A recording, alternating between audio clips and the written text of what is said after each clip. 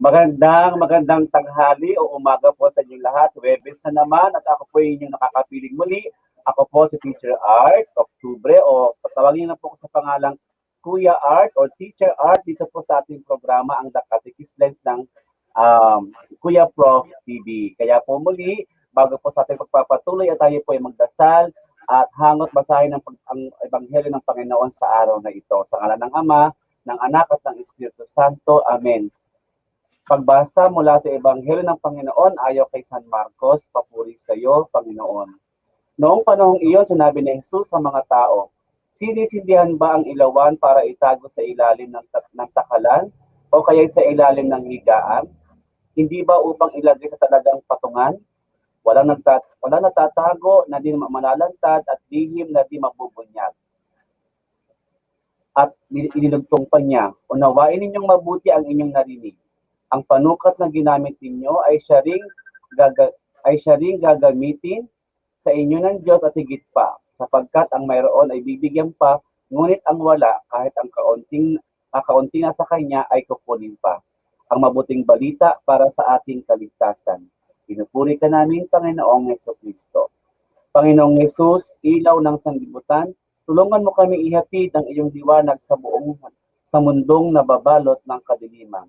Amen. Sa ngalan ng Ama, ng Anak, ng Espiritu Santo. Amen. Ako po'y magbabalik, mga kaibigan, habang atin po ipapakilala muli ang ating programa dito sa Kuya Prof TV, ang The Catechist Lens.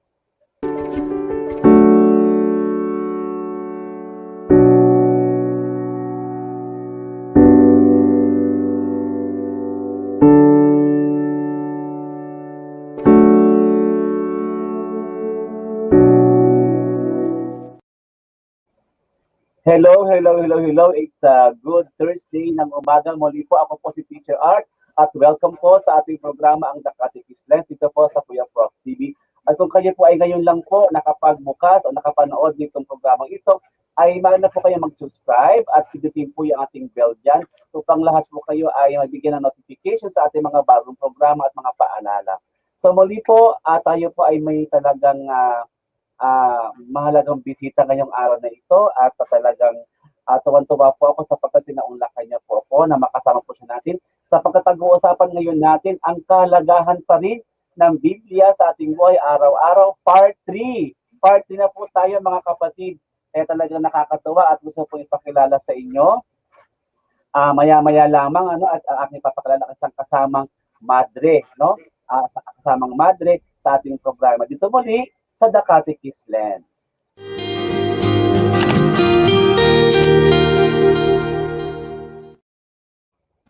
Okay, so hindi ko na po patatagalin pa ang ating programa. So bago ko po ipakilala ang ating bisita ngayong umagang ito sa ating maikling kwentuhan ay nais ko din pong sabihin na ang lahat po kayong mga nanonood at nakikinig po sa ating programa ngayon ay pwedeng makisali o makiisa sa ating usapan sa pamamagitan lang po ng simpleng pag-chat sa ating chat box ng inyong mensahe, ng inyong komento, ng inyong maikling reflection habang tayo po ay nag-uusap o nagkikwentuhan. Okay, so kaya nasabi ko ang ating pong paksa ngayong araw na ito ay ang kahalagahan ng ang Biblia sa ating buhay araw-araw, part 3, at ito po rin po ay bahagi ng ating celebration ng National Bible Month at ngayon nga ay ang huling linggo para sa ating National Bible Week. Biblia, no? Napakahalaga nito sa ating buhay Kristiyano. Kaya naman tutulungan tayo para maunawaan po ito ng ating mga nakikinig sa tulong po ng ating bisita. Siya po, unang-una sa lahat ay isang madre, kaibigan, at naging kaklase ko rin po siya sa pag-aaral sa Siena College, Quezon City nung kumukuha kami ng Master of Arts in Religious Education. Siya rin po ay isang guro, no, sa Fatima University. At siya po ay isang katikista over and above, no? Siya po ay isang katikistang madre. At siya po ay kabilang sa religious order congregation ng Carmelite Sisters of the Holy Trinity. Palakpakan po natin si Sister Jennifer Orit, CSHT. Hello, Sister. Good morning. Hello. Okay, good afternoon, everyone. Good afternoon, Philippines, and good afternoon, Quezon City. So welcome to our Napaka-formal ni Sister. Welcome to our 30-minute faculty discussion of the significance of the scripture in our lives. Yes. So I am Sister Jenny Ortiz, okay, a member of the congregation of the Carmelite Sisters of the Holy Trinity.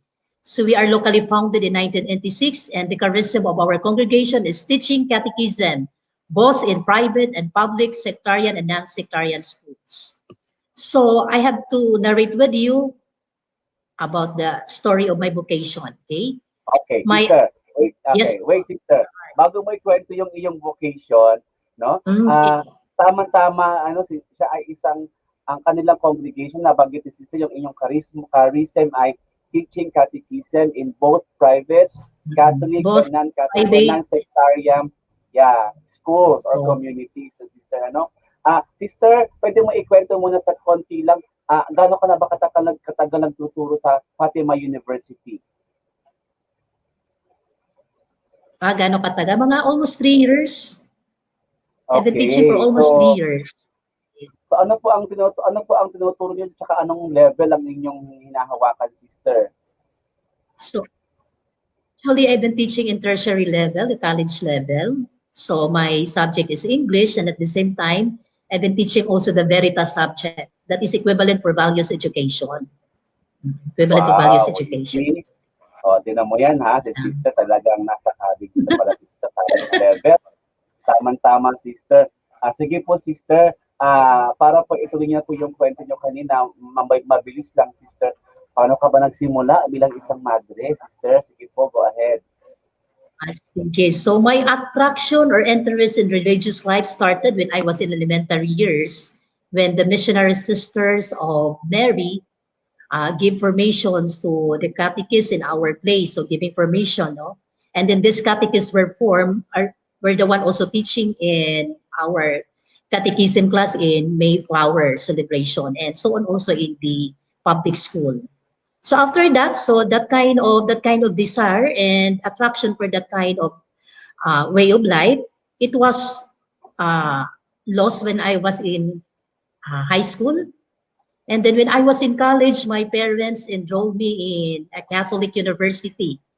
Wherein in that Catholic university, the core of the curriculum of that school was the theology subject. So I have a theology subject from first year to third year college, wherein one of the professors of that subject was a nun. And then I was really amazed of that nun. She is beautiful, at the same time a smart nun. And then at the back of my mind, I thought to myself, someday, somehow, I want also to become a sister. And then after that one, so to make the story short, so I have the discernment. And then after that discernment, in the year 1995, I entered in the convent. And that was the visit of our Holy Father, late Holy Father, Pope John Paul II. Okay, I'm one of the fruits or the products of that visit of him. And now he is a saint. Okay, so that is all about my vocation.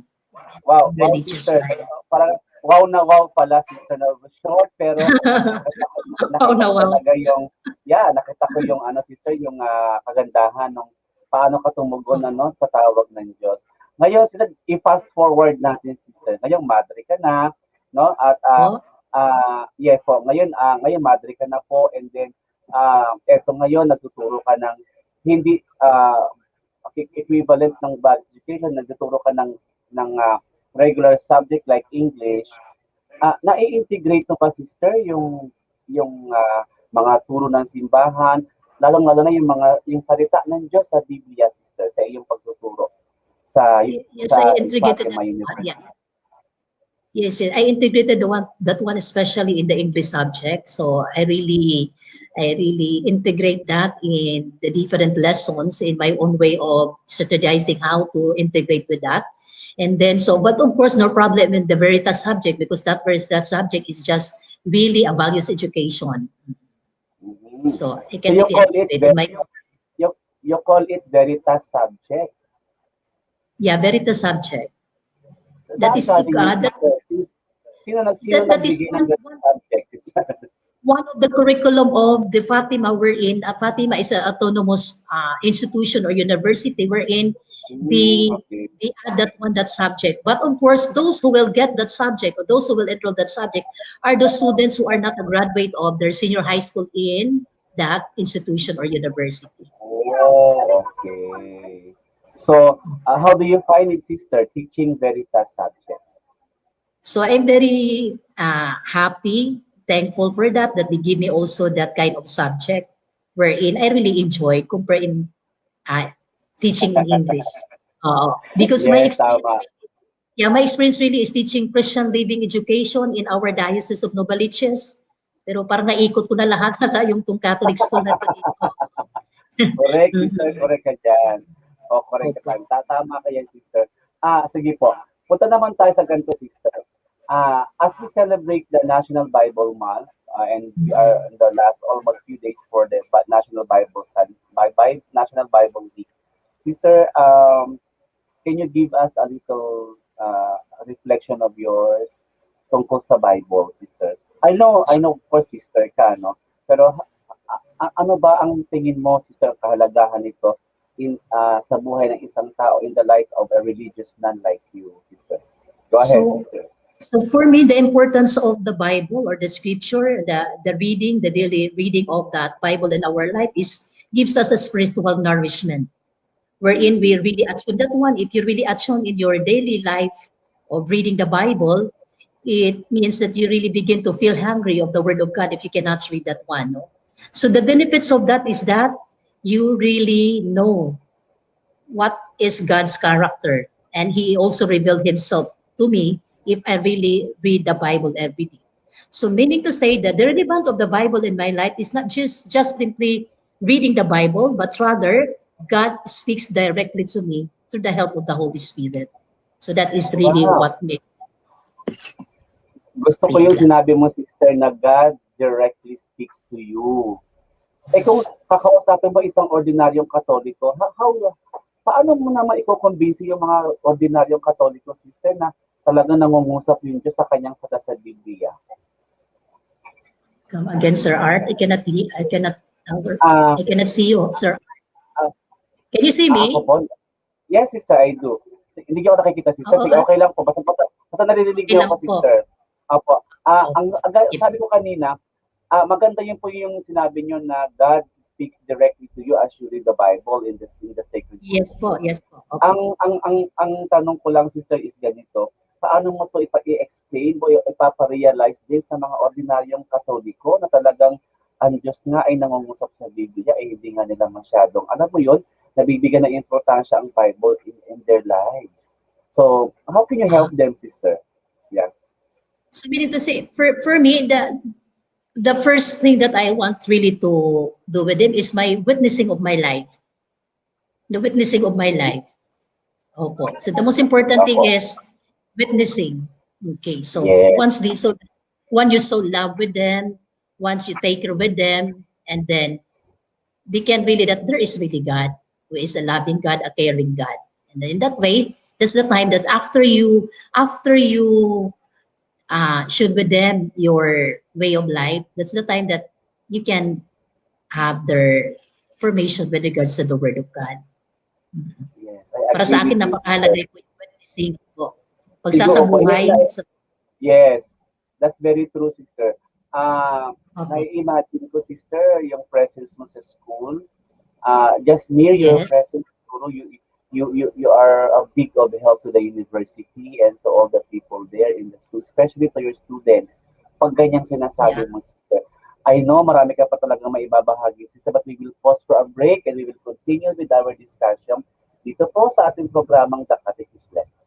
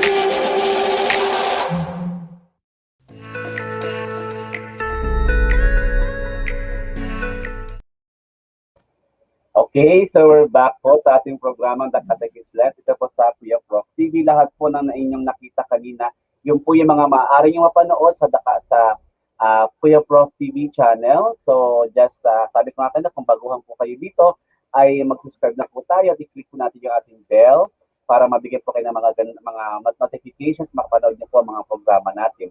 Bago po natin balikan muli si Sister Jennifer Orit, no, isang Carmelite sister of the Holy Trinity, ay atin munang basahin yung mga comments ng ating mga nanonood po. Gaya po ng sabi ni Celeste Tanillo, wow, such an awesome topic, the importance of the Bible in our life. Totoo yan, napakatalagang sobrang maganda. Thank you so much, Celeste. At muli sabi po ng ating kaibigan mula sa UAE, sister, mula sa Yeah, UAE. good. Good morning, Teacher Art, pagpalang araw. Yes, good morning, Vincent. At talagang you are really a fan of the Catechist Lens. Sister, parang meron siyang tanong. What do Oh. say, sister? What can you say, sister, about sa mga non-Catholic na ginagamit ang Bible against Catholic? Meron siyang question sa iyo, sister. Yeah, sister, would like to give a comment on that, sister? Yung ginagamit ang, ano po, come again, Sir Art? Ginagamit daw ng mga non-Catholic yung Bible against us. Okay. Oo. Kasi sila po, yung focus lang po sila sa scripture, wala po silang tradisyon, no? Kaya, Correct. ang gagawin lang ay pakinggan lang po sila, hindi lang po salungatin para hindi magka... Correct. Para walang argument, di ba? Walang question at all. Kasi after all, talaga namang marami silang pang hindi naiintindihan. Ano? And what we have in the church is really a complete explanation. We have exegesis, we have scholars of the scripture, so we can listen. We have enough teachings on the sacred scripture and of the church, sister. Okay? So gusto ko rin pong baka may gusto kang batiin, sister, bago tayo tutunod sa ating kwentuhan. May gusto ka bang i-greet sa ating program ngayon? Binabati ko po lahat ng mga faculty members ng Our Lady of Fatima University, but of course my own community, Carmelite Sisters. Thank you so much for your support by way of viewing this program this afternoon. And all my friends out there, especially in Mindanao. Talaga, all the way to Mindanao. I want also to give my regards to Mother Josie. Okay? Siya pa rin ba ang inyong Mother General, sister? Siya pa rin ba? Yes po, Sir Art. Yes po. Okay. And I would like also to greet my friends from Siena College, Quezon City. Si Ma'am Alex, si Sister Lourdes, si Sister Mary Joy, tsaka si Sir Shem, at lahat po ng mga nakakapanood ngayon sa atin. Sister, alam ko meron kang baon-baon. Meron ka diyang baon-baon ngayon at bahagi sa ating mga manonood, nakikinig. Would you like to share it to us, sister? It says here that the importance of the Bible in our lives. So there are two ways to interpret the Bible. The first way is what we call the eisegesis.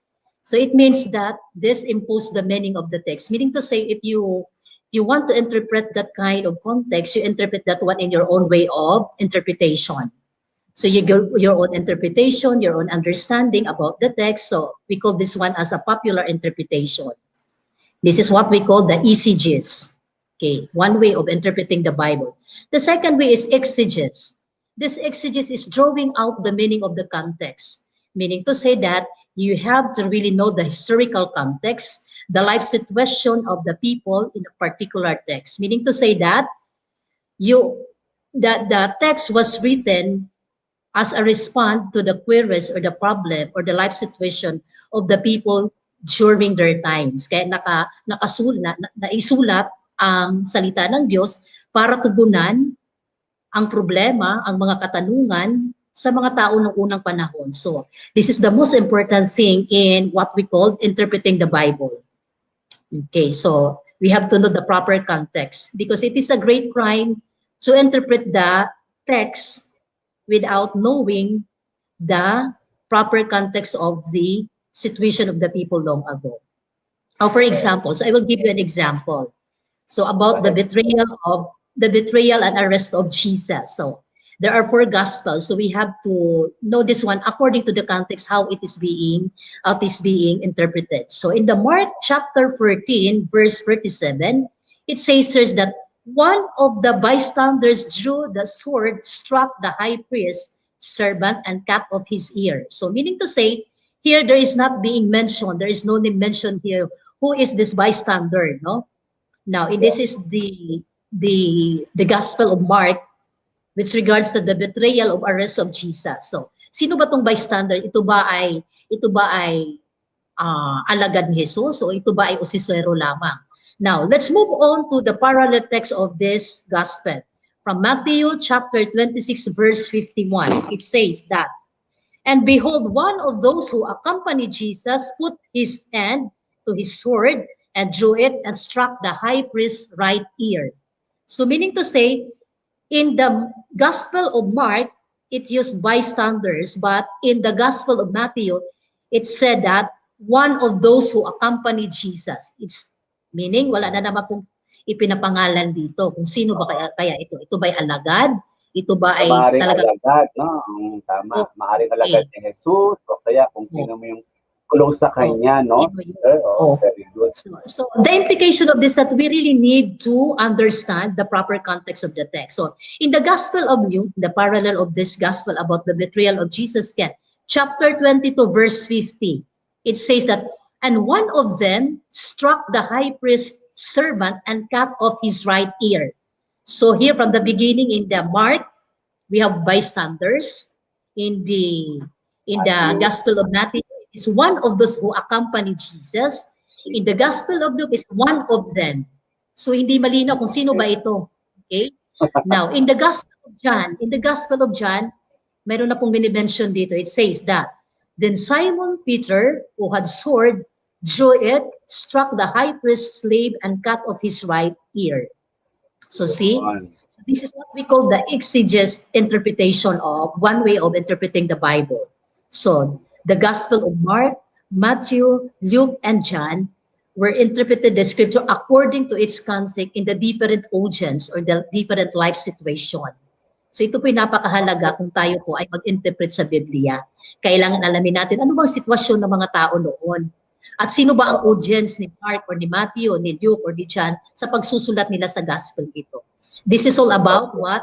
The two ways in interpreting the Bible. Okay, thank Very you po. good, sister. Well said. Para na kumaten ng Scripture 101, sister. Okay, sa klase. Pero, sister, may bumabati muna sa'yo, sister. Kilala mo ba yan? Sino po sila? Basahin mo, sister, doon sa baba. Actually, Sir Art, hindi ko lang makita dito eh. Hindi na rin kita nga nakita. Okay po. Opo. Talaga po. Kaya yung sabi niya, sabi po ni Maria Elena Octubre, "Hi, Sister Jenny. Nice to see you again." Hi, your beautiful wife. Thank you so much. Yes. So much, Mamilena. Sabi po ng ating isang kaibigan na natatago sa pangalang Malasakit, Teacher R, kakanta po ba si sister? Mukhang maganda po kasi ang boses niya. Sino po siya? Sino po? Ako, nagtatago sa pangalang Malasakit eh. So mukhang maganda po kasi talaga, sister, yung iyong voice, Thank you quality. so much. Baka daw gusto mong kumanta kahit short lang, sister. Thank you po. Gusto kong balikan yung sinabi mo kanina. Yes po, go ahead, Sir Art. Maganda po yung two way of interpreting the Bible. Pero yes, kailangan, for an ordinary Catholic, talaga bang kailangan natin tignan yung whole context? O okay na ba sa kanya yung basahin niya ito, magnilay siya dito, or magkaiba rin bang dapat ng pagkakataong ginagawa natin yung talagang you really have to know the exegesis of the scriptural text or ng Biblia, o what I'm trying to say is kailan natin iyon gagawin, dapat na aralin yung context talaga o mag-reflect lang tayo, sister.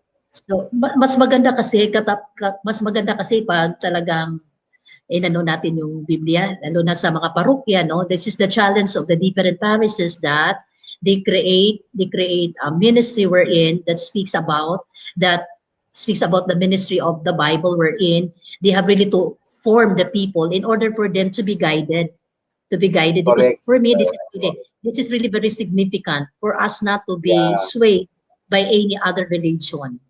Okay. Opo, sister. Ngayon, sister, Yes.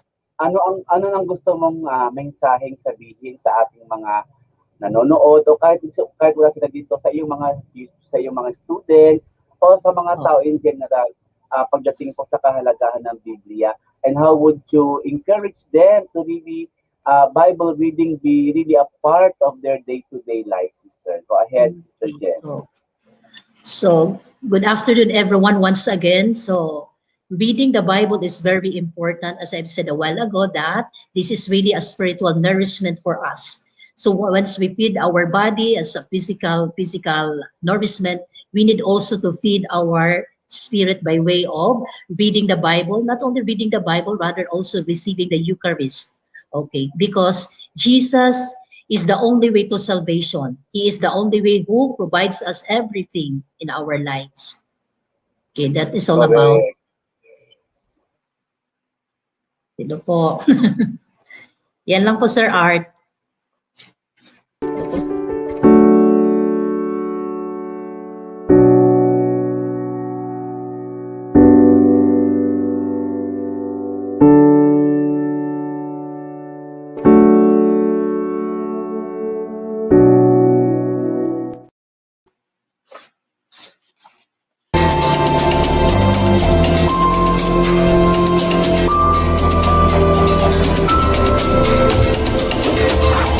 The Gear Shifter.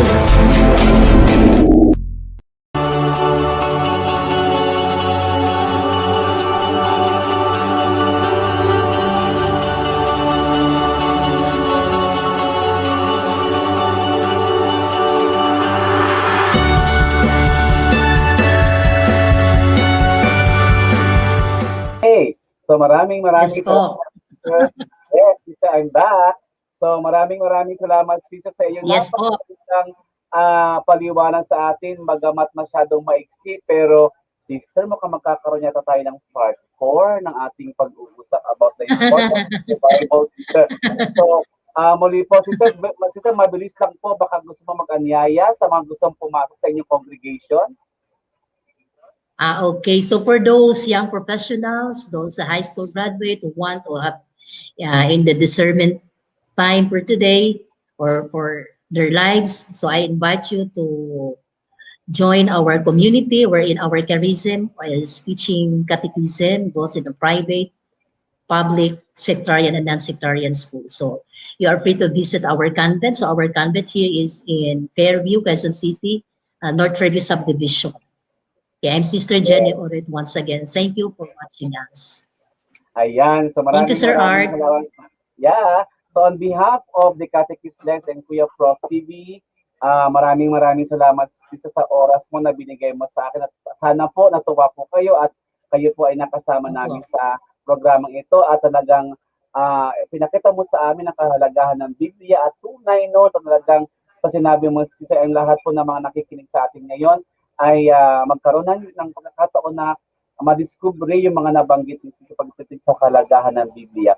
So muli po, sa lahat po ng nakiisa ngayon sa ating programa, maraming salamat po sa inyong lahat, sa aking mga kaibigan dyan sa Siena College, Quezon City, sa Mother Franciscan Catechetical and Missionary Formation Institute, maraming salamat, at sa aking mga kaibigan, kakilala na nanonood po ng ating programa. Magkita-kita po tayong muli sa susunod na Webes upang magkaroon tayo muli ng part 4 ng ating pag-uusap tungkol sa kahalagahan ng Biblia sa ating buhay araw-araw.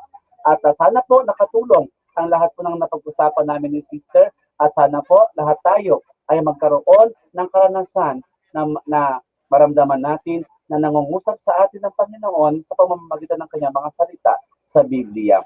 Happy reading the Bible and read the Bible every day. Muli, ako po si Teacher Art, magsasabing mag-usap tayo, usapang Kristiyano, usapang Katoliko. Maraming salamat po and see you next Thursday. Dito lang po sa Kuya Prof TV, ang The Catechist Lens.